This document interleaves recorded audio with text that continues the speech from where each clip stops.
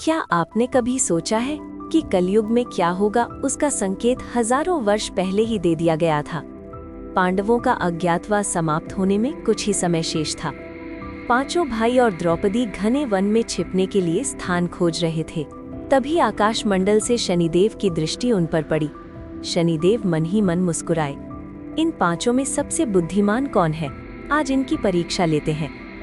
क्षण भर में वन के बीच एक अद्भुत, दिव्य और मायावी महल प्रकट हुआ, जिसकी 4 दिशाएं और 4 रहस्य थे। सबसे पहले भीम की दृष्टि उस महल पर पड़ी।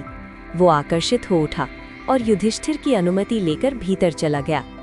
द्वार पर एक गंभीर दरबान खड़ा था। वही शनिदेव थे। महल के अंदर जाने से पहले शनिदेव जी ने 3 शर्तें रखीं। पहली, सिर्फ एक दिशा देख सकते हो। दूसरी, जो देखो उसका अर्थ समझाना पड़ेगा। तीसरी, अगर अर्थ न बता सके तो बंदी बना लिए जाओगे। भीम ने स्वीकार किया। पूर्व दिशा में पहुंचकर उसने 3 कुएं देखे। बीच में एक बड़ा कुआं, दोनों ओर 2 छोटे। बड़ा कुआं अपने जल से दोनों छोटे कुओं को भर देता, पर जब छोटे भर जाते तो बड़े का जल आधा रह जाता।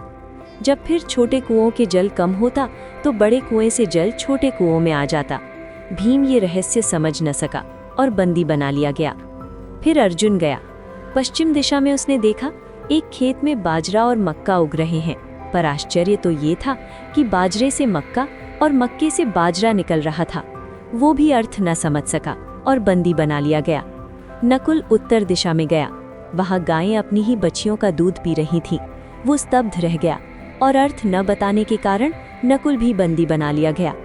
अंत में सहदेव गया। दक्षिण दिशा में उसने देखा एक भारी सोने की शिला एक छोटे चांदी के सिक्के पर टिकी है। डगमगा रही है मगर गिरती नहीं। वो भी अर्थ न समझ सका। और अब चारों भाई बंदी बन चुके थे। क्या पांडव भाइयों का अंत निश्चित था? क्या कोई इस रहस्य को समझ पाएगा और अपने भाइयों को रिहा करवा पाएगा? जानिए वीडियो के दूसरे भाग में। सब्सक्राइब, फॉलो, शेयर और लाइक जरूर करें।